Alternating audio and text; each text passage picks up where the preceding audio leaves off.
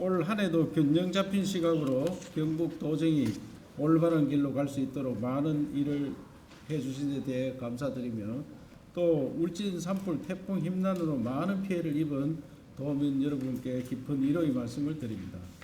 올 한해는 경북이 새 정부와 함께 지방시대를 여는 주역이 되었고, 민선 8기 출범과 더불어 260만 도민과 함께 경북의 대전환을 준비했던 시간이었습니다. 지금부터 도민과 언론인 여러분들께 경북이 올 한해 어떤 일을 해왔는지와 내년 도정 운영 방안에 대해서 보고 드리도록 하겠습니다.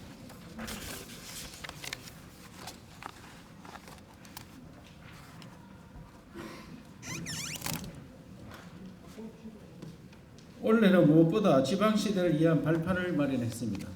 특히 윤석열 대통령 당선 직후 국민이 행복한 나라를 만들기 위해 수도권 집중을 해소하고 지방시대를 열어야 한다는 뜻을 직접 전달했고, 대통령께서는 역대 인수위원회 최초로 균형발전 TF 설치와 대한민국 어디서나 살기 좋은 지방시대라는 국정 목표로 하답해 주었습니다. 새 정부의 지방시대는 50년 넘게 이어온 수도권 집중의 물길을 돌리고 지방이 다양한 모습으로 발전하면서 국가 발전을 견인하는 미래 대한민국의 모습이며, 그 출발점에 바로 우리 260만 도민들이 함께 했습니다. 그 결과 새 정부 출범과 함께 지방시대를 위한 수건사업들도 해결하였습니다. 10년도 넘게 끌어온 영일만 횡단대교 건설은 드디어 예산을 확보했고, 중부선 유일의 미연결 구간이었던 문경 김천 구간 건설 사업도 6년 만에 예비 타당성 조사를 통과했습니다. 영일만 대교는 지방시대로 가는 교두보이자 동해안 관광의 랜드마크가 될 것이고, 중부선 문경 상주 김천 구간 철도 건설은 경북의 새로운 KTX 생활권을 만들어 줄 것입니다. 사상 최대 규모의 국가 투자 예산 확보는 물론 투자 유치도 확실한 성과가 있었습니다. 국가 투자 예산은 지난해 10조 175억 원보다 9.3% 증가한 10조 9,514억 원을 확보하여 사상 최대를 기록했습니다. 특히 연구개발 예산은 전년 대비 50% 이상, 신규 사업 예산도 2배 이상 증가하여 4차 산업혁명 시대의 지방시대로 가는 마중물을 마련했습니다. 더불어 올해 1,950억 원에 달하는 예부 차입금을 전액 상환하여 제로화에 성공했고, 앞으로 4년간 재정혁신 계획도 실행하여 민선 8기 동안 채무 제로도 실현하겠습니다. 기업 투자 유치는 불황이라는 어려운 여건 속에도 당초 목표를 상회하는 8조 8,228억 원을 이끌어내었고, 11,469명의 신규 고용도 창출하였습니다. 특히 조단위의 네모더급 투자가 이어진 반도체 분야는 작년보다 투자액이 4배나 증가하여 경북의 반도체가 다시 일어서는 발판도 마련했습니다. 지방시들의 대전환을 위한 대형 국책사업들도 유치하였습니다. 도내 153개 단지에 5,000개가 넘는 공장, 그리고 17만 명에 달하는 근로자들이 일하고 있는 산업단지에는 총 예산 6천억이 넘는 동남권 3단 대개조와 농공단지 대개조 사업을 유치하였고, 탄소 중립과 디지털 경제의 전진기지로 지방 소멸 극복의 성공 모델로 다시 태어날 준비를 마쳤습니다. 규제를 풀면 기업이 모이고 기업이 모이면 일자리가 생깁니다. 올해 경산의 전기차 무선 충전 특구를 유치하여 4년 연속 규제 자유 특구를 유치한 유일한 곳이 되었고, 전국에서 가장 많은 신산업 전진기지를 보유하게 되었습니다. 그동안 4개의 특구에 70개의 기업이 이전하여 4조 1,634억 원을 투자하였고 1,500개가 넘는 일자리를 마련하였습니다. 지난 8월 한덕수 총리께서도 경북의 규제 자유 특구는 균형 발전의 대표 성공 사례라며 규제 자유 특구 제도의 발전에 크게 기여하고 있다고 말씀하실 정도로 인정받고 있습니다. 앞으로도 규제는 풀고 신산업을 키워가는 경북의 성공 방정식을 지속하겠다는 약속을 드립니다. 디지털 시대 재전환은 메타버스 수도 경북으로 열어가고 있습니다. 지방정부 최초로 메타버스 정책관을 신설하고 138개의 기업 그리고 22개의 대학과 함께 생태계를 만들어가고 있으며, 특히 올해 신라환경 메타버스 보건과 메타버스 산업단지 같은 대규모 프로젝트와 데이터 센터와 연구기관 설립을 위한 예산도 확보하여 디지털 시대 주도권을 선점해 나가고 있습니다.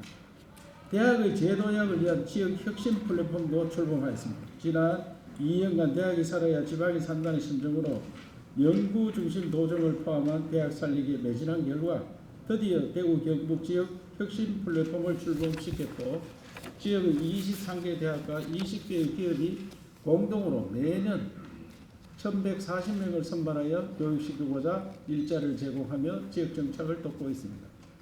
새 정부와 함께 탈원전의 근원을 극복하고 동해안을 청정에너지 산업벨트로 만들어가고 있습니다. 특히 12년 만에 완수한 신한울 1호기 준공은 그간 탈원전 정책으로 실험하던 지역경제의 단비가 되어주고 있으며 경주의 SMR 국가산업단지와 울진의 원자력 수소 국가산업단지 신규 지정은 1월이면 좋은 소식을 들려줄 것으로 기대하고 있습니다. 대통령께도 수차례 경북의 청정에너지 산업벨트 구상을 설명드렸고 원전 생태계 복원에 더욱더 박차를 가했다고 화답해 주었습니다. 문화와 관광의 대전환에도 많은 성과들이 있었습니다. 지난 11월 하해 별신구 탈놀이와 청단 노름을 포함한 한국의 탈춤이 유네스코 인류 무형 문화유산으로 등재되어 전 세계로부터 가치를 공인받았고 경북은 유형과 기록유산 그리고 무형문화유산까지 보유한 세계 유산의 보물창고로 재탄생하였습니다. 그간 우리의 전통유산을 보존하는 데 애써온 문화예술인들의 노고에 이 자리를 빌려 감사의 말씀을 드립니다.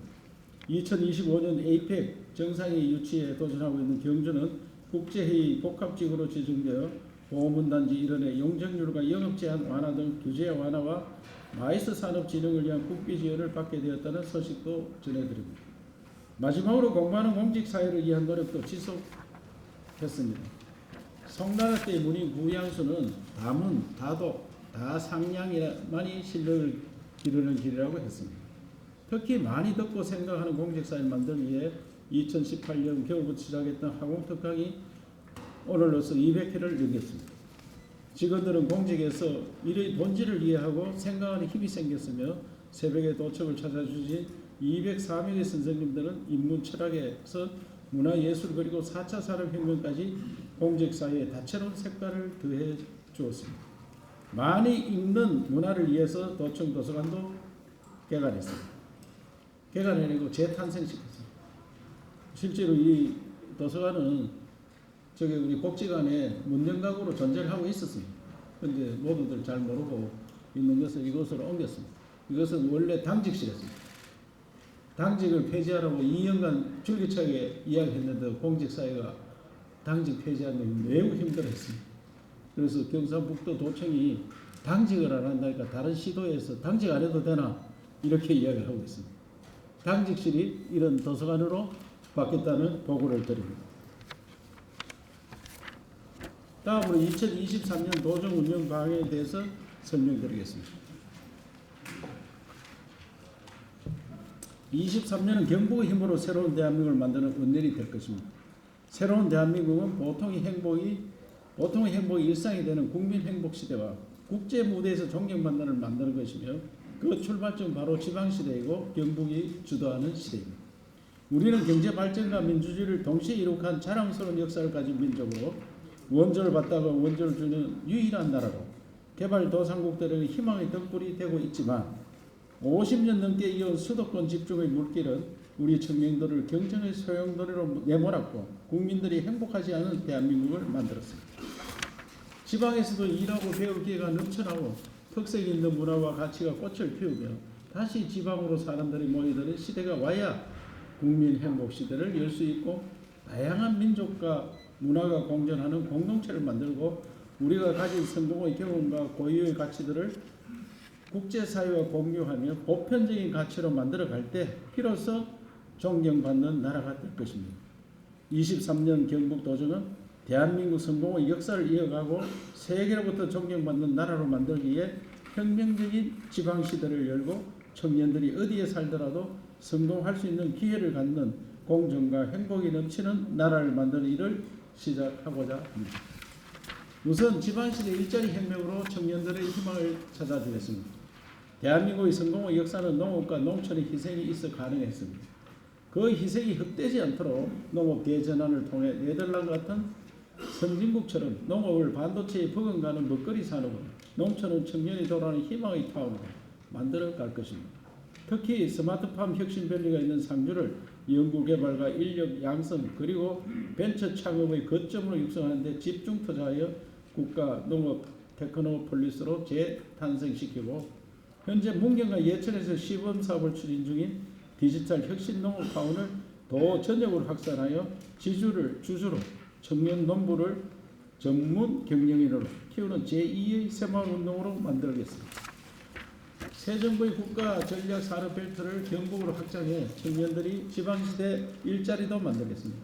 탈원전 정책의 근원을 극복하고 SMR과 청정수소를 포함한 에너지 신기술에 집중 투자하고 글로벌 원자력 캠퍼스를 설립하여 대한민국 에너지 산업을 이끌 인재들도 키워낼 것입니다. 반도체와 배터리도 구미와 포항에 특화단지를 유치하고 미래차 상상 일자리 협약을 통해 청년에게는 일자리를, 기업에게는 인재를 공급하도록 하겠습니다. 바이오도 국내 최초로 연금 중심 의대를 설립해 대한민국 바이오 산업의 대전환을 주도할 것이며, 안동의 국가산업단지도 추가로 조성해 제2의 SK 바이오 사이언스를 키워가겠습니다. 청년의 일자리가 지방시대의 지름길이라는 생각으로 역전시책들을 추진해 나갔다는 약속도 드립니다. 23년은 문화관광 혁명의 원년이 될 것입니다. 4차 산업혁명 시대는 기계가 일하고 인간은 창의적인 활동에 집중하는 인문과 디지털의 융합시대이며, 이에 걸맞는 최우선 과제로 창의적 활동을 위한 디지털 창조 인프라 강화에 집중할 것입니다. 메타버스 수도시를 위해 이번에 예산이 확보된 한류 메타버스 전당을 만들어 지역의 노후화된 공간을 디지털 콘텐츠 타운으로 재탄생시키고, 글로벌 메타버스 혁신 특구와 경북 전역에 6개소에 달하는 한류 메타버스 거점을 조성하여 디지털 기술과 인문 그리고 가상 경제가 융합된 고부가가치 메타버스 산업 네트워크를 구축하겠습니다. 특히 2025년에 개최되는 에이펙 정상회의를 경주로 유치하여 세계의 경북을 알리고, 영일만 대교 호미반도 국가해양정원과 함께 동해안 일대 해양 레저 산업에 집중 투자하여 울릉공항까지 연결하는 동해안 국제관광벨트를 만드는 일도 지속할 것입니다. 국민 행복시대를 위해 대학의 힘으로 교육혁명도 이뤄낼 것을 약속드립니다. 누구나 지방시대가 위기라고 하지만 누구도 해법은 찾지 못하고 있습니다. 기업과 지방정부 그리고 이공계 대학 간 연합체를 구성하고 산업과 인재를 키우는 일들을 함께 고민하고 설명해 실행해 나갈 것입니다. 특히 원자력, 바이오, 반도체, 미래차, 로봇으로 대표되는 전략 산업을 중심으로 풍부한 인재가 넘쳐나는 경북을 만들 것이며, 대학의 캠퍼스는 포스텍의 체인지 업 그라운드 모델을 확산하여 벤처 창업 타운으로 재탄생시키고 지역 혁신 성장의 허브로 만들어 가겠습니다. 돌봄 혁명을 통한 국민 행복 시대도 열어갈 것입니다. 국민 행복 시대를 위해 아이를 낳으면 키워주는 나라, 국민들의 마음까지 돌봐주는 나라, 그리고 어디서나 양질의 의료 서비스를 받을 수 있는 나라가 되어야 합니다. 내일부터 부모에게도 돌봄 급여를 제공하고 아픈 아이 긴급 돌봄센터와 24시 시간제 보육 시범 사업도 추진하여 국가가 책임지고 아이를 키워주는 나라의 모범을 경북이 보여주겠습니다. 경쟁과 코로나에 지친 청년과 어르신들의 마음까지 돌보는 애로움 대책을 추진하고 열악한 지방 의료원의 서비스 품질 강화를 위한 공공의료 혁신도 차질 없이 진행하겠습니다. 특히 대학병원이 가지고 있는 고급 의료 인력을 공공의료원에 파견해 대학병원급 의료 서비스가 가능하도록 만들겠으며, 한라인 구축에 필요하면 응급환자 이송, 진료 연계 등 수준 높은 의료 인프라를 공동 활용할 수 있는 해법도 제시하도록 하겠습니다. 외국인 공동체 혁명을 통해 진정한 선진국형 다문화 사회를 만들고 존경받는 대한민국을 실현하겠습니다. 외국에서 바라보는 대한민국은 기회의 땅이었습니다. 아카데미를 휩쓴 한류와 문화의 힘이 있고 역동적인 경제와 산업의 힘이 있기 때문입니다. 이제 다양한 가치와 문화가 공존하는 더 큰 대한민국을 나가기 위해 다문화 공동체 사회에 대한 진지한 고민과 해법이 필요한 시점입니다. 특히 지난 9월 영주, 영천, 의성, 고령, 성주가 지역 특화형 비자 시범사업 공모에 선정되어 250명이 넘는 외국인 우수 인재들이 경북으로 올 예정입니다. 시범사업의 성공적인 추진은 시도지사에게도 비자 발급권을 주는 외국인 광역 비자 제도 도입이 밑거름이 될 것으로 확신합니다. 이에 그치지 않고 다문화 공동체 사회 모범을 만들기 위해 한글 교육을 전담하는 경북형 세종학당을 도립대학교에 개소하고 대학들이 외국인들에게 양질의 직업교육과 선진형 고등교육 서비스를 제공할 수 있도록 만드는 정책을 과감하게 추진해 나갈 예정입니다. 60, 70년대 미국과 유럽에서 유학한 청년들이 대한민국 경제 성장의 주역이 되었듯이 외국의 청년 인재들이 경북으로 와 교육받고 고고의 발전에 이바지할 수 있다면 대한민국도 국제사회에서 존경받는 진정한 선진국이 되리라 확신합니다. 마지막으로 신공항의 성공을 위한 실행력들도 강화해 나가 있습니다. 지방공항은 수요가 없다는 부정적 명제를 지방시대를 주도하는 경북이 바꿔 나갈 것입니다. 이미 조직 개편을 통해 공항 추진단을 공항 추진 본부로 확대 개편했고 안정적인 공항 건설을 위해 국가기관이 참여할 수 있도록 꾸준히 건의하여 대구 경북 신공항을 지방시대 대표 프로젝트로 격상시켰습니다. 특히 공항으로 가는 길을 최우선을 확보하고 주변부를 국제도시로 만들어 대구 경북민들의 염원이 담긴 성공할 수밖에 없는 공항으로 만들겠다는 약속을 드립니다. 존경하는 도민 여러분, 언론인 여러분, 우리 경상북도는 성공의 역사를 이끌었던 경험을 살려 대한민국을 진정한 선진국의 길로 이끌어가고자 합니다. 국민 행복 시대와 존경받는 대한민국을 위해 수도권 집중의 물길을 바꿀 지방시대 혁명을 출발점으로 삼고 경북의 저력을 전 국민에게 보여주는 한 해로 삼겠습니다. 마지막으로 저는 우리 대구 경북은 성공할 수밖에 없고 될 수밖에 없는 땅이다 라고 믿고 그 강한 믿음으로 도정을 운영하고 있다는 말씀드리면서 그동안의 성원과 응원에 고개 숙여 감사의 인사를 드립니다. 감사합니다. 정치인을 한데 이 도지사는 이 또 행정가가 돼가지고 당원 연설할 때 당원 행사하면 내가 휴가 내가 가야 되고 평소에는 못 갑니다. 토요일 일요일은 또 갈 수 있더라고요. 그만큼 제약을 받는데 그래도 정치인이니까 물었으니까 한 말씀 드리겠습니다. 제가 최고위원 나왔을 때는 당원이 한 25만 명이었어요. 2017년도. 그래서 당원이 한 25만. 그때 그래가 막 불어가지고 지금 80만이 되었고 곧 100만이 된다고. 당대표 선거를 하면 당원 가입을 많이 합니다. 100만이 되면은 우리 인구의 그 2%가 되거든요. 2%가 되기 때문에 충분히 여론이 수렴되는 거 아니냐. 또 요새 당원들이 보니까 또 옛날에 젊은 친구들이 없었는데 20, 30대도 많이 들어와 있고 이 연령대별로 비슷하게 되어 있는 데다가 지역별로도 과거에는 대구 경북이 30%를 차지했는데 지금은 한 반 정도로 줄어들었습니다. 그래서 지역별로도 수도권답게 수도권을 많이 또 가입을 해가 있고 지역이나 연령별로 고루고루 되어 있기 때문에 당원들만 하는 게 역선택을 방지하고 우리 당원들의 대표가 국민 여론과 비슷한 수준의 대표가 뽑힐 걸로 생각하기 때문에 저는 당원 100% 했는 것이 시대에 그렇게 뒤떨어지지 않고 제대로 된 대표를 뽑는 제도가 아닌가 그렇게 생각하고 있습니다. 앞으로는 드론 전쟁이라 해도 가와내는데 이 초소형으로 바뀌면은 레이더에 잡히지는 않습니다. 그래서 이 잡는 기술을 빨리 개발해야 되는데 이 드론이 제가 국회 정보위원장 할 때도 북한 드론이 많이 떨어졌습니다. 그때는 기술이 없어서 돌아가지 못하고 와서 제대로 작동을 못하고 떨어졌습니다. 14년, 15년, 16년, 17년 계속 해마다 떨어져서 우리가 그 대비를 해야 된다. 이래서 우리도 대응 대책을 만들고 국방 전략 강화에 그 드론 대책을 다 넣어놨는데 그 이후에 뭐 조금 유명무실해진 것 같습니다. 대책이. 그래서 오늘 윤석열 대통령께서도 국방 계획에 드론 종합 대책을 강구하겠다. 지난 정부에서 너무 등한시했는 거다 이렇게 말씀을 했는 것은 아주 정확하게 보신 것 같고요. 그 미국에서도 전략상 드론 전쟁을 굉장히 위험한 전쟁으로 생각하고 있기 때문에 무인기에 사람을 안 타고 드론이 가서 공격을 하면 도청에 지금 여기 와서 드론이 폭탄 하나 터뜨리고 다 가는 거잖아. 그렇다고 상태가 있는 것도 아니고. 그래서 굉장히 위험한 거예요. 그래서 여기에 대해서는 대통령께서 나섰기 때문에 새로운 대책이 강하고 우리가 신기술이 굉장히 좋기 때문에 그 디지털 기술이나 이런 기술들 우리가 강합니다.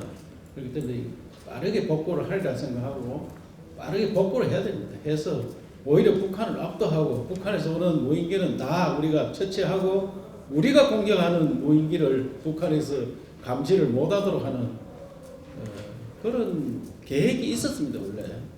그래서 그런데 지금 이번에 대응하는 거 보니까 실력이 옛날만큼 안 된다. 실력이 많이 북한은 실력이 늘었고 우리는 대비하는 실력이 좀 어려운 거 아니냐. 그래서 경각심을 갖고 빨리 해야 된다고 생각합니다. 한마디로 농업혁명입니다. 이것을 성공시키면은 대한민국 지금 식량 자급률이 43%입니다. 이때 식량이란 뭐 고기, 뭐 생선 모든 걸 다 합쳐가지고 식량 자급률이 43%이고 곡물만 따지면 쌀, 보리, 밀, 콩 이 곡물만 따지면 자급률이 20%입니다. 그럼 식량을 자급 못하는 나라가 만약에 러시아가 우크라이나 전쟁 같은 게 계속 나가 우리 항구가 막혔다. 수입선이 막혔다. 그럼 우리는 반은 굶어야 됩니다. 반은. 현 상태로 두면. 그런데 네덜란드는 우리하고 농토가 비슷해요. 면적은 우리나라 전체 나라 면적 우리나라 3분의 1인데 농토 면적은 우리보다 한 10만 헥타가 많습니다. 네덜란드가 한 180만 헥타 되고 우리가 한 170만 헥타 됩니다. 그런데 그 나라는 농사 지어 가지고 380억 불을 작년에 흑자를 냈어요. 우리는 360억 불을 적자를 냈어요. 우리나라는 아주 정확한 통계가 안 나왔는데 대충 360억 적자를 냈어요. 그 왜 똑같은 땅덩어리에서 농사 짓는데 왜 그렇게 됐느냐. 생산성이 다른 거예요. 생산성. 네덜란드는 우리보다 햇볕, 태양 일조 조건이 우리보다 훨씬 못합니다. 그리고 땅도 우리가 훨씬 더 양질의 땅이에요. 그거는 바다 밑에 땅입니다. 그런데 그거는 스마트팜이라든지 이런 거, 스마트팜이 아니고 스마트 컴퍼니라고 합니다. 우리는 스마트팜은 농장이라고 하는데 그자들은 회사입니다. 스마트 컴퍼니. 이런 것들을 만들어서 생산성을 엄청 높입니다. 그래 6차 산업으로 가고. 그래서 우리도 그런 형태로 가자. 제일 문제가 뭐냐? 그거는 평균 1인당 평균 농사 짓는 땅이 32헥타. 우리는 1.5헥타. 그게 비교가 안 됩니다. 그래서 대규모화 해야 됩니다. 규모화. 대규모화 해야 됩니다. 대규모 하려고 하니까 땅을 안 팝니다. 안 파니까 그 마을 앞에 있는 땅을 전부 다 공동 경영을 합니다. 공동 관리.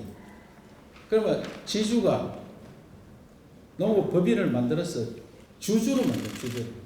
내 땅을 요걸 딱 내놓으면은 이 3년 동안 평균 소득이 얼마냐 다 압니다. 대충 나락 농사 지면 얼마, 콩하고 뭐 양파 뭐 얼마 이 알기 때문에 나락 농사로 예를 들면은 한 마지기 200평을 빌려주면은 농사 자기 안 짓고 남한테 짓도록 하고 받는 돈이 한 40만 원 됩니다. 40만 원. 한 마지기 200평에. 그러면 지금 우리가 공동 관리하면은 농사 짓는 분한테 땅만 내놓으면은 60만 원 줄 수 있어요. 기술자들이 가서 전체 농사 지으면 60만 원 지으면 이분은 땅만 내놓지 내가 일을 안 한단 말이야. 자기가 일 안 하고 60만 원 1.5배를 벌고 자기는 뭘 하느냐 또 노동력을 파는 거예요. 그래서 하루 와서 일하면 15만 원 주겠다. 15만 원. 그럼 노동력 파는 게 돈 더 많이 벌 수 있어요. 그럼 어떻게 이런 소득을 낼래? 이모작 해야 됩니다. 그리고 벼농사 지어가지고는 크게 소득, 벼는 쌀은 남아도는데 계속 벼농사를 짓습니다. 이 땅에다가 콩 심고 그 다음에 양파 심으면 제가 현장에 가서 물어봤어요. 5배 생산을 올렸어요. 5배. 그러면 콩 심고 양파 심고 다 하지 노동력이 없습니다. 노동력이. 다 70 노인들이 80 다 된 분들이 언제 그 두 가지 일을 다 해내느냐. 그러니까 이걸 기계화하는 거예요. 기계화. 그 제가 생각할 때 지금 연구를 하나 해놨는데 100헥타씩 평균 모으면은 100헥타가 30만 평, 30만 모으면은 농기계가 뭐가 필요하면 거기에 각 지역마다 분석을 해서 농사 못 짓는 땅, 제대로 작황이 안 되는 땅, 이런 땅 스마트팜. 스마트팜은 뭐 땅이 필요가 없습니다. 그리고 문경 우리가 한락하는 동네에 야산이 있습니다. 야산이 한 10헥타 되는데 10헥타. 그거를 아주 작은 야산이에요. 이걸 거기다가 스마트팜을 하는 거예요. 10헥타. 스마트팜. 그럼 뻔에 놀던 산이 10헥타 하면은 한 300억 투자를 해야 돼요. 300억 투자. 투자 누가 하느냐? 그 농협 보고 제가 늘 하는 게 너가 투자를 해라.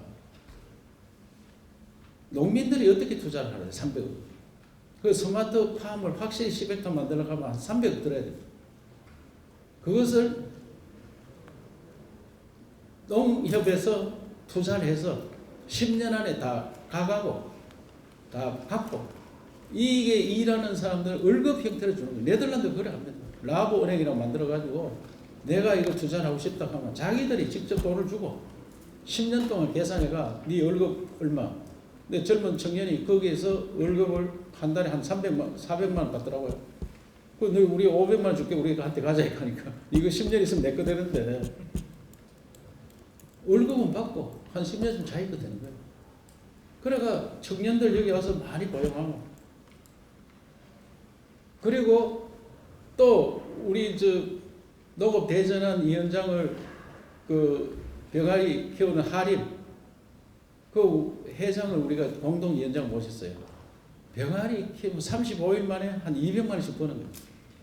그럼 노인들이 얼마든지 할 수 있어요. 시설은 자기들이 하고 가서 관리만 해주면 그 빈 땅에 그 하천 끝에 노는 땅에 그걸 쫙 지어가지고 그 물뿌리 가서 하루 들다 보면 되는 거예요. 그냥 자동 조절이기 때문에 35일만 하면 또 나가고 그 뭐 35일만 200만 원 수입할 수 있다. 그러면 농촌이 부자를 만들 수 있습니다. 지금보다 소득은 2배 이상은 다 만들 수 있다. 2배 이상. 그리고 생산량이 엄청 높아지고. 그럼 대한민국 이렇게 다 바뀌었을 때 어떻게 되겠느냐. 상주는 지금 1000헥타를 모았어요. 1000헥타. 300만 평. 그것을 농업기술원장 요번에 공로 연수 들어가는 분이 있습니다. TF를 만들어라. 니 뭐 1년 동안 공무원 아니냐 아직도. 그거 가서 TF 만들어가지고 누가 필요하냐 이게 사람 필요한 사람 나누어서 TF 한 5사람이 들어가서 기술자도 불러오고 그 다음에 이건 뭘 할 거냐 계획을 딱 수립해가지고 스마트팜 할 거냐 뭐 병아리를 키울 거냐 대마를 할 거냐 전부 계획적으로 농사를 짓는 거예요. 이래 하는데 제일 중요한 거는 지주들이 땅을 내놔야 됩니다. 땅을 안 주고 구역구역 내가 짓겠다 이렇게 하면 이게 참 힘들어집니다. 그래서 이런 설득들을 통해서 대한민국을 완전 농사 짓는 사람이 제일 잘 사는 그런 나라를 만들어요. 왜 몸띠 팔아먹는 도시 근로자보다 땅을 가지고 있는 농촌 농민이 못 사느냐 이게. 더 잘 살아야죠. 네덜란드는 일반인들은 5만 5천 불이고 농민은 8만 불입니다. 소득이. 8만. 우리도 그런 나라 만들어야 됩니다. 이 대통령께도 다 보고했습니다. 이런 나라 만들 테니까 농림부에서 지원할 거 다 지원해줘라. 그래서 계획만 딱 수립되면은 농기계 같은 이런 건 농림부하고 우리하고 해서 농기계 같은 거 많이 지원해줘야 돼. 그래서 새로운 시대를 열어가겠다. 이게 만약에 성공하면 대한민국 식량 자급자족 되고 네덜란드처럼 수출하는 그런 나라로 바뀌는 정말 대한민국 역사상 혁명이 왔다는 이야기를 듣도록 한번 해보겠습니다. 28일 군위에서 만나서 군위 대구 편입하는 거 축제를 하니까 거기서 노래 한 자락 같이 하도록 하죠. 그 걱정하지 마세요. 홍진하고 저는 남보다도 친하고 뭐 전혀 관계 없으니 너무 언론에서 자꾸 둘이가 사이가 나쁜 거 아니냐 하는데 전혀 나쁠 이유도 부딪혀 본 적이 없습니다. 아직. 한 번도.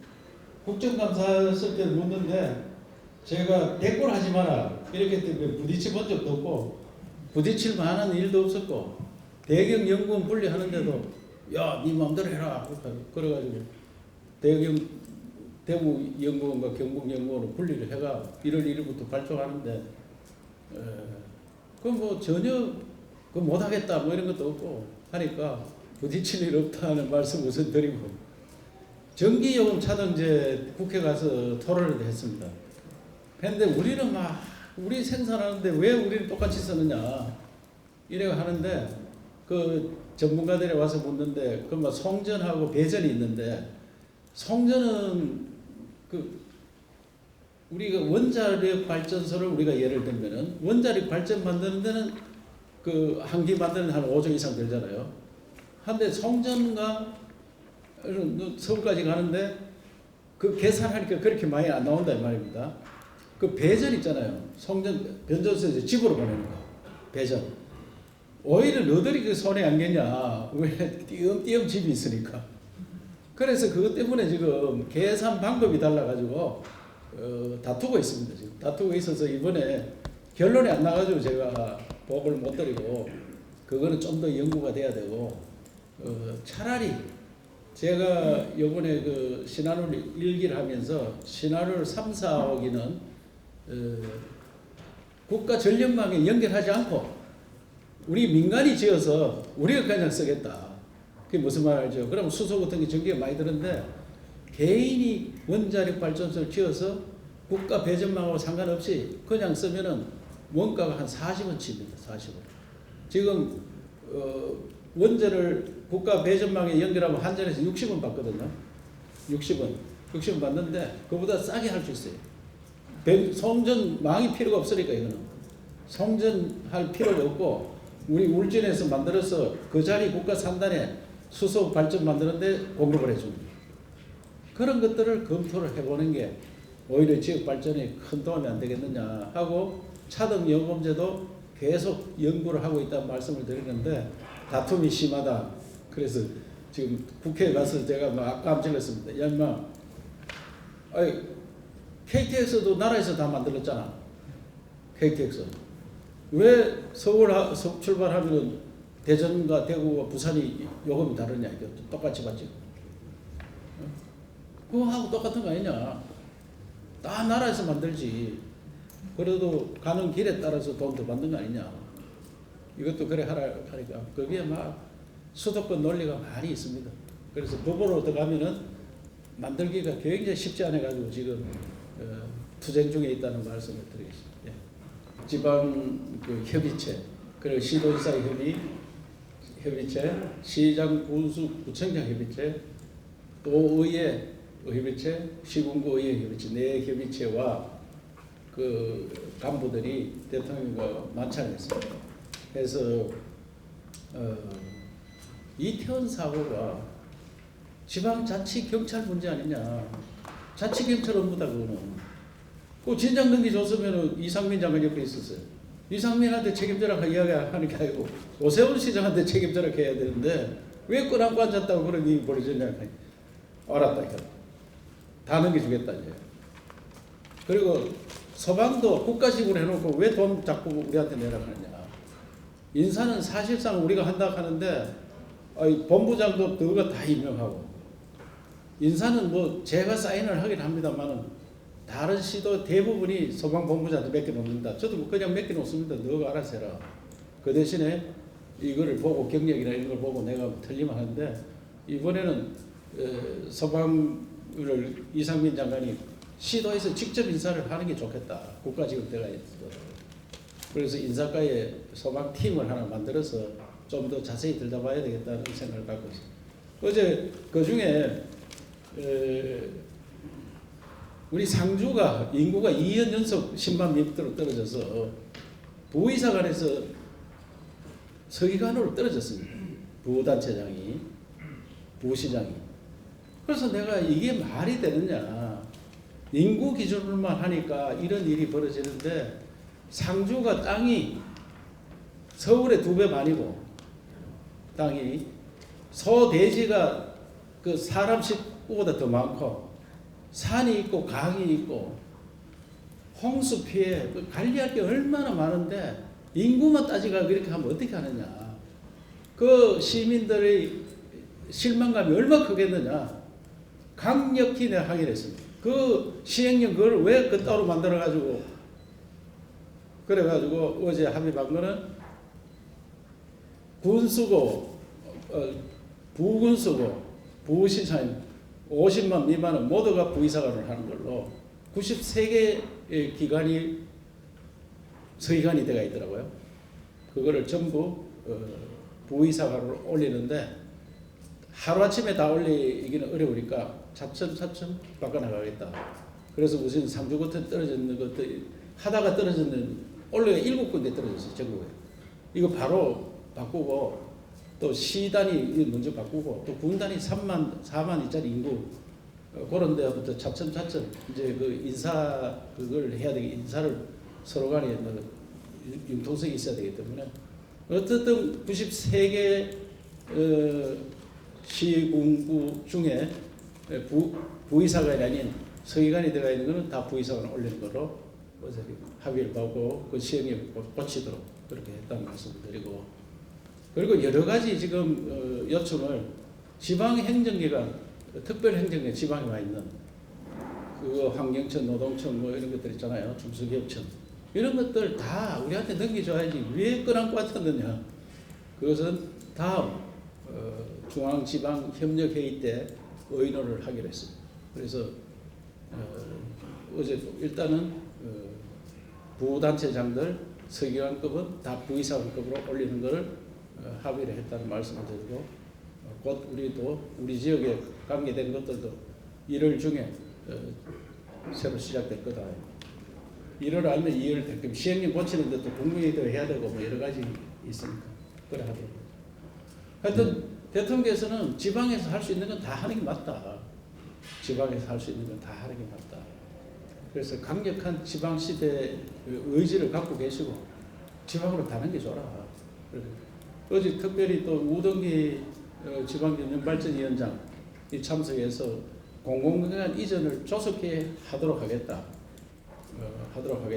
그래서 제가 그것도 빨리 하고 그 대신에 공공기관이 KBS하고 MBC도 공공기관이다. 지방시대를 열려면 여론이 굉장히 중요합니다. KBS, MBC 여론기관이 전부 서울에 있으니까 그게 서울 중심 여론이 돌아갈 수밖에 없습니다. 공공기관, KBS, MBC 공공기관, 여기 다른 언론기관도 혹시 공공기관이 있으면 말씀해 주시면 서울에 있는 거를 지방으로 옮기는데 제가 요청을 드리도록 해요. 그것도 요청 분명히 드렸어요. KBS, MBC 지방 옮기자. 애를 놓는데 애를 와서 하루 시간제로 봐주면요. 시간제로 봐주면은 보통 250만 원 줘야 됩니다. 그 종일 봐주면은 350 내지 370만 원 줍니다. 그런데 전업주부 해가지고 250만 원 5 키우면은 우리나라 사람 꼼짝도 안 합니다.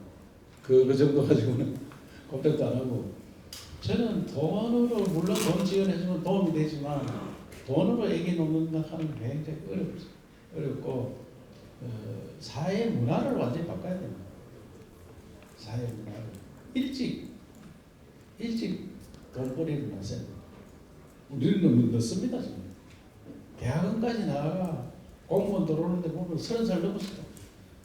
20대 들어오는 공무원들은 아주 빠르게 오는 거고 다 30대.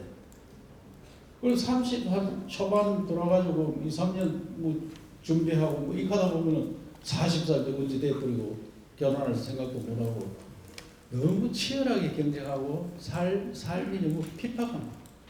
취직하더라도 서울로 가다 보니까 살기가 너무 하루 2시간 이상 출퇴근 걸리니까 하루 4시간을 갔다 오고 또 월급 조금 받았는 가지고 자기 살기도 빡빡하고 언제 결혼해서 애 키우는 거예요. 능력이 안 된다.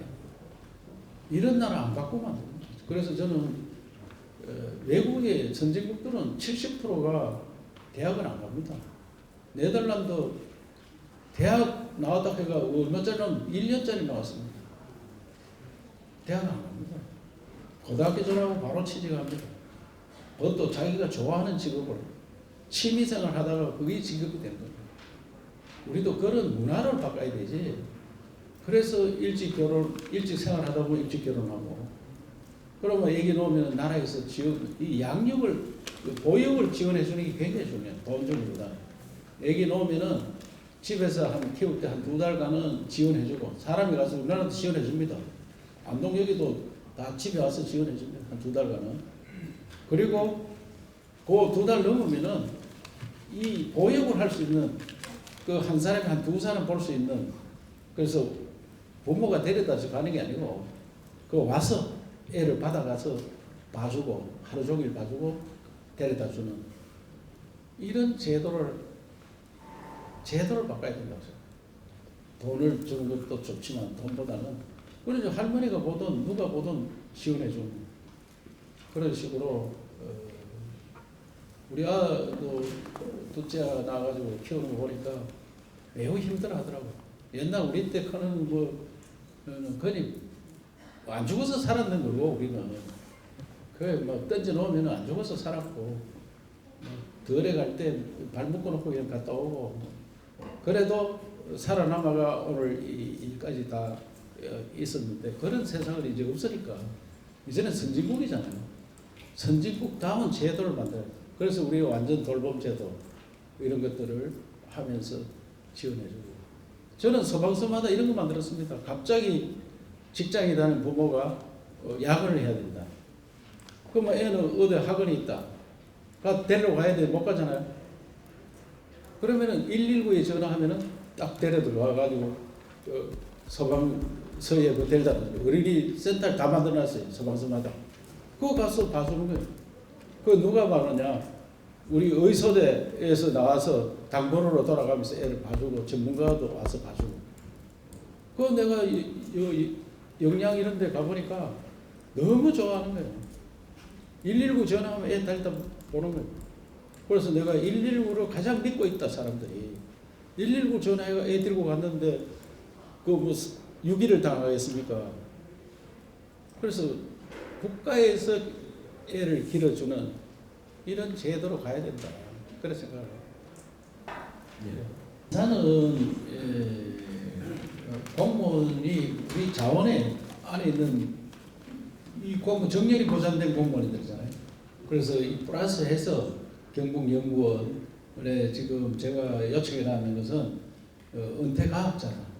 은퇴과학자들을 모셔서 집을 우선 한 50채 지어서 새로 들 수 있는 그런 은퇴과학자 모셔서 경북연구원으로 모시고 옵니다. 그분들이 도청 연구를 전문가들이 와서 힘을 보태는, 이제 전문가 시대입니다. 그렇게 하자.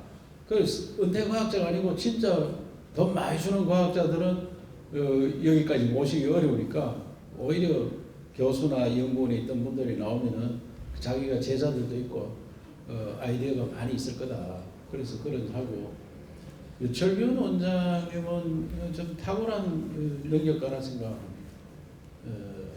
지금 우리 도청에서 용역을 하는 걸 주면은 30분 만에 답안을 가옵니다. AI가 분석합니다. 그래서 놀랄 정도입니다. 그리고 메타버스 예산을 신라환경이나 이런 것들은 저보고 문화부 장관을 좀 소개해달라. 문화부 장관한테 가서는 이 담당 국장만 소개해달라. 그러면 국장을 가서 설득을 공부를 시켜가지고 메타버스 환경을 만듭니다. 하여튼. 그래가 메타버스 한류 전당도 만들었는데 그 한 3천억 예산 될 건데 지금 2억 용역을 우선 확보했습니다. 2억. 구미에 큰 공장 비어 있는데 온 오프라인으로 메타버스 한류 전당을 만듭니다. 그래서 우리 메타버스 관련해서 지금 예산 확보된 게 돈으로 한 5,300억치를 만들어 놨습니다. 그 그럼 당장 내년 예산이 한 172억이 들어와 있고요. 그래서 새로운 신기술로 진행하는 이런 놀라운 기술들을 우리가 조직을 만들었고, 그 메타버스 정책관을 두니까 이런 일들이 생기면서 또 메타버스 수도 경보로 만들어 놓으니까 그 전에 설명을 한번 드렸는 것 같은데, 미국의 헐리우드 영화 만드는 헐리우드 지역을 관할하는 시장이 젊은 시장이더라고요. 포토매틱 시장님이 영화는 한국이 잘 만든다. 그걸 메타버스 영화를 만들고 싶다. 메타버스 영화를 만들게 한국에 가면 어디에서 가면 되겠느냐? 메타버스 수도가 있다. 메타버스 수도 경북으로 찾아왔습니다. 그래서 MOU를 하고 내년에는 메타버스 영화를 만든다. 그 할리우드 그 영화 만드는 실력을 우리하고 같이 메타버스 영화를 만든다. 그래서 새로운 그 기술로 나아간다 이 말씀을 드리고, 늦어요. 지금 늦어요. 어제도 행안부 장관한테 이야기를 했는데, 구급으로 들어가지고 40살 되면 서기관 되고 50살 되면 그 국장도 되고 해야 되지. 이거 뭐 다 서기관 되려고 하니까 뭐 제대할 때 2년 3년 넘고 너무 늦습니다. 이게 간격을 좁혀야 돼. 좁혀야지 능력 이상 또 발탁도 되고. 그래서 저는 원래 이걸 시행하는지 모르지만 사무관 20년 된 사무관 안 된다. 그래서 사무관 다 시켜줘라. 사무관 튀어 있는 것도 아닌데. 그래서 우리 인사과장 보고 내가 행정국장하고 특별 지시를 해놨는데 20년 돈 되는 사무관도 안 되면 말이 되냐. 그러니까 원래는 오버티어가 되더라도 그래 지금은 제때 좀 쓰이고 또 발탁해야 되는 발탁. 저는 기준이 7대3입니다. 그 순서에 들어있는 사람 중에 10명 뽑으면은 10번째 안에는 7명, 10번째 밖에 있는 사람 중에 그것도 배수 안에 4배수 안에 들었기 때문에 하는 거예요. 그래서 사실은 4배수 안에 안 들은 사람을 땡겨서 발탁을 시켜야 되는데 그래 하려고 하면은 도청이 시끄럽습니다. 그래서 4배수 들었는 사람 중에 저 밑에서 그러면 10명씩이면 40번을 시키려고 하면은 또 난리가 납니다. 40번씩. 그래서 적당하게 한 15번, 16번 있는 사람 땡겨 쓰고. 그래서 다행히도 지금 조금 젊은 팀들이 성진을 많이 했습니다. 지금 다음에 뭐 할 거냐? 저는 다음에 뭐 할 거냐 보통 생각 안 해봤는데 많은 사람들이 건조하는 길로 가고 왔습니다. 지금까지.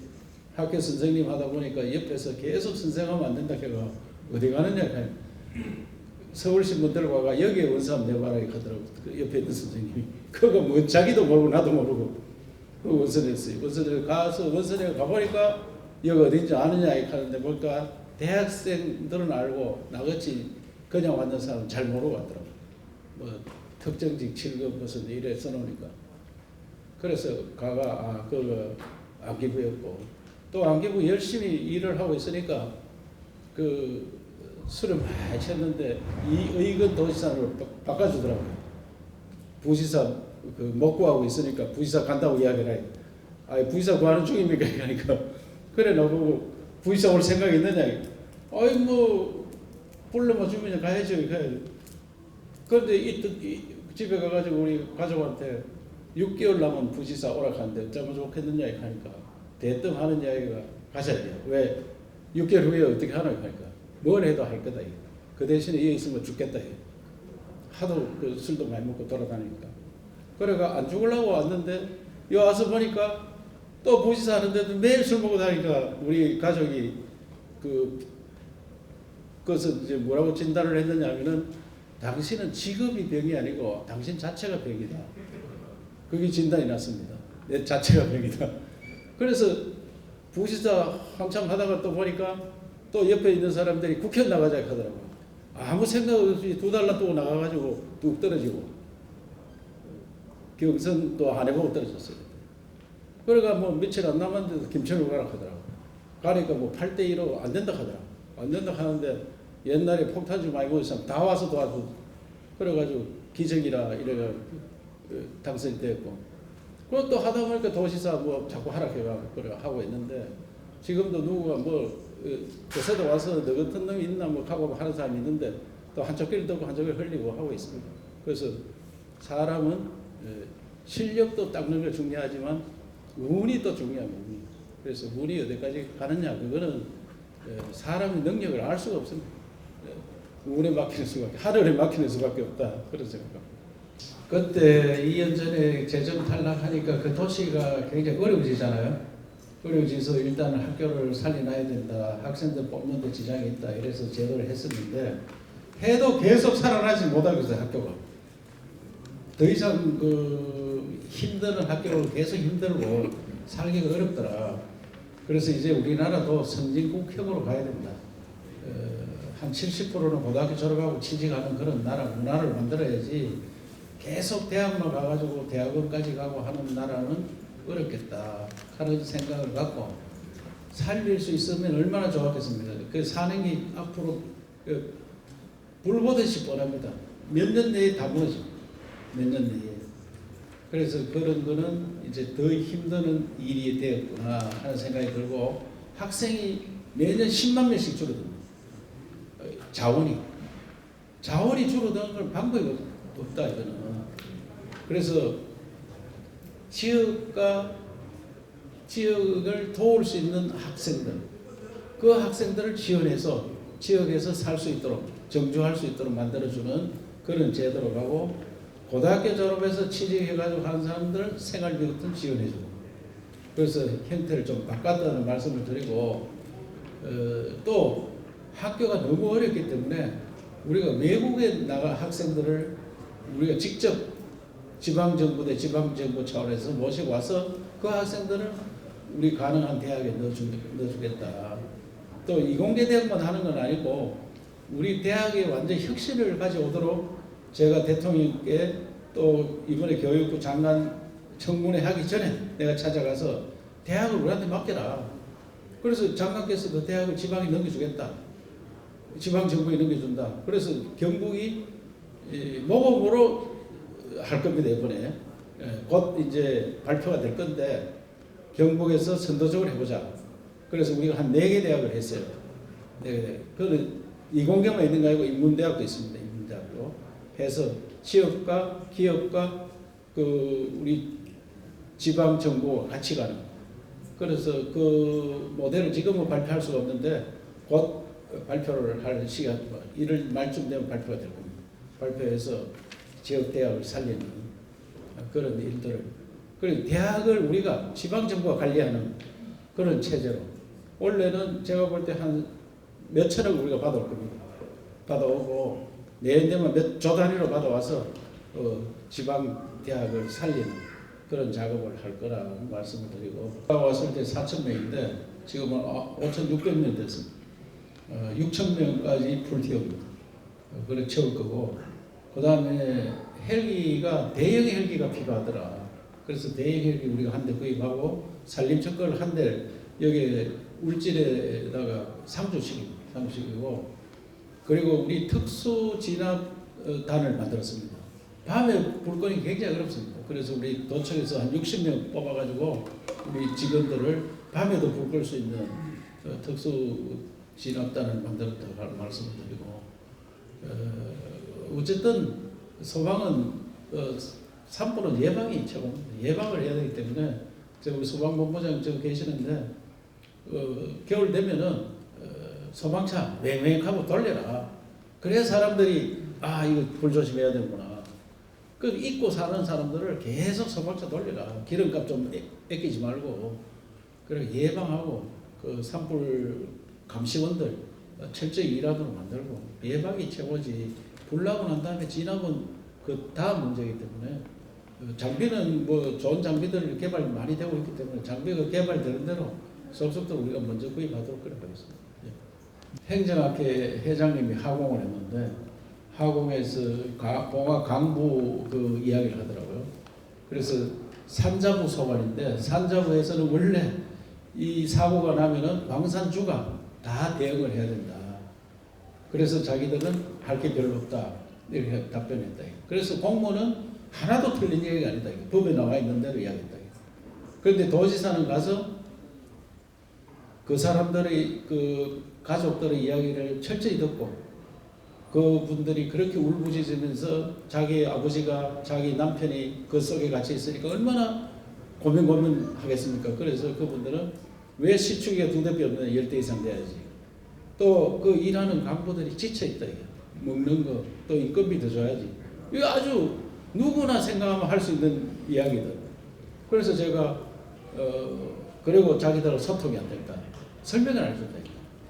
그래서 내가 우리 부지사 보고 상주하면서 시축이 구할 수 있는 거 다 구해라. 그 다음에 간부들 인건비 올려주고, 그 다음에 먹는 게 부실하다 해서 공화 군수 보고 같이 식사해라. 그래서 하고 나니까 그게 이거는 안 해도 될 일을 새로운 행정의 형태를 보여줬다 하면서 모범 사례로 이야기를 하더라고요. 그래서 내가 들어보니까 그거 참 별거 아닌 것 같은데 그거 잘했는 거구나 그런 생각이 들었습니다. 그래서 공무원이 생각을 바꿔야 된다. 아까도 이야기했지만 이 도서관은 없는 걸 새로 만드는 게 아니고 복지관이 문정각이 있었습니다. 제가 몇 번 가봤는데 깜깜한데 사서 한 분이 딱 앉아 계시고 누가 많이 오나 하니 가끔 옵니다. 그래서 당직하지 마라.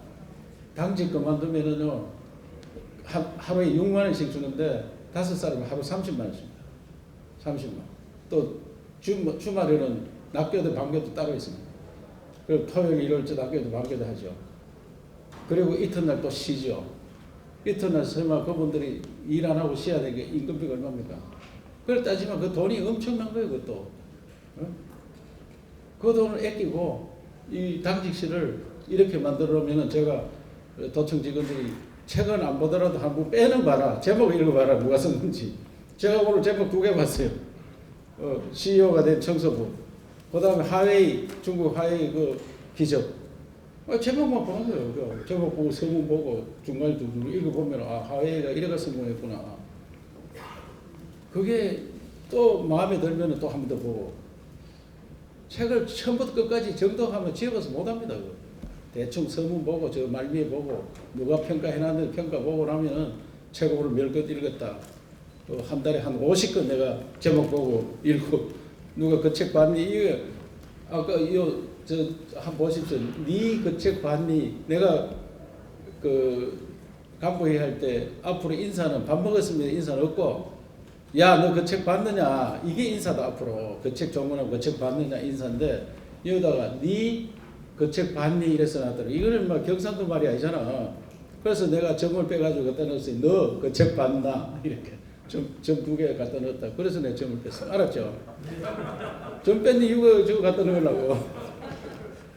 그래 오늘 그 한 해 너무 수고하셨고 한 해 바쁘게 다닌다면 격조했습니다. 소주도 한 잔씩 해야 되는데 연초되거든. 돌아가면서 그 기회를 좀 갖도록 하겠습니다. 수고하셨습니다. 네, 감사합니다.